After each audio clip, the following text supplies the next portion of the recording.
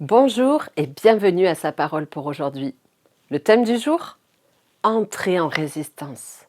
Prenez toutes les armes de Dieu afin de pouvoir résister dans les jours mauvais et tenir ferme après avoir tout surmonté. Éphésiens chapitre 6, verset 13. À Aigues-Mortes, il y a une tour qui a longtemps été une prison, la tour de Constance. La prisonnière la plus célèbre de cet endroit était Marie Durand, arrêtée à 19 ans et emprisonnée parce qu'elle était protestante et refusait d'abjurer sa foi. Elle n'a été libérée que 38 ans plus tard, en 1768.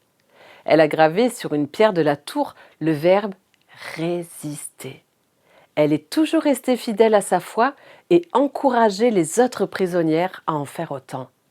Résister, tel était son message essentiel. Et nous savons ce que la résistance signifie lorsqu'il s'agit de défendre ses convictions, sa liberté de penser, de s'exprimer et de croire. C'est également une consigne biblique. Mais résister à quoi? Résister à qui?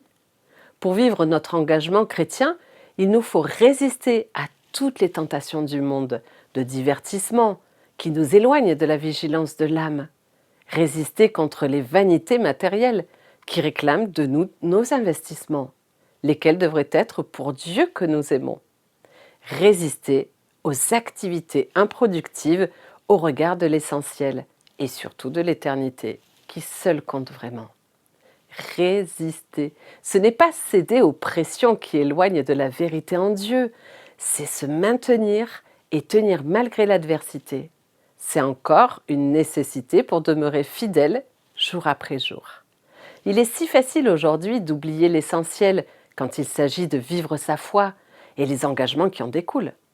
Trop de croyants capitulent et acceptent les compromis, tombent ainsi dans la soumission.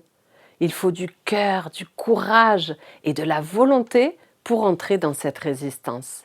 Tenez ferme, répètent les auteurs du Nouveau Testament.